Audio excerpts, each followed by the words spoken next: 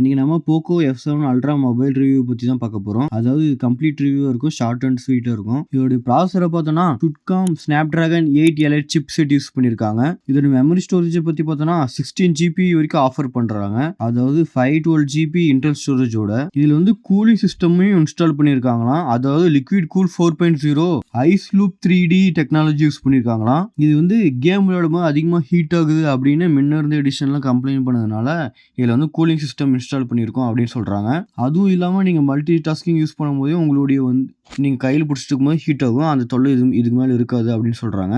Camera பெர்ஃபார்மன்ஸை பொறுத்த வரைக்கும் main camera வந்து 50 MB ஃபியூஷன் சென்சர் கேமரா கொடுக்குறாங்க. டெலிஃபோட்டோ லென்ஸ் வந்து 50 MB கொடுக்குறாங்க. அல்ட்ரா வைட் லென்ஸ் வந்து 32 லென்ஸ் கொடுக்குறாங்க கெப்பாசிட்டி. ஃப்ரண்ட் கேமரா வந்து 32 மெகா பிக்சல் சென்சர் கேமரா கொடுக்குறாங்க. அதாவது ஷார்ப் செல்ஃபி வீடியோ கால்ஸ்க்காக. வீடியோ கெப்பாசிட்டி வந்து எவ்வளோ சப்போர்ட் பண்ணோம்னா 8K இருந்து 4K வரைக்கும் வருமா.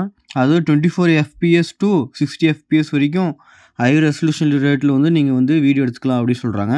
பேட்டரி லைஃப்பை பொறுத்த வரைக்கும் 5300 mAh பேட்டரி லைஃப் கொடுக்குறாங்க. அதுவும் சிங்கிள் சார்ஜரில் உங்களுக்கு வந்து 2 days யூஸ் பண்ணலாம் அப்படின்னு சொல்கிறாங்க.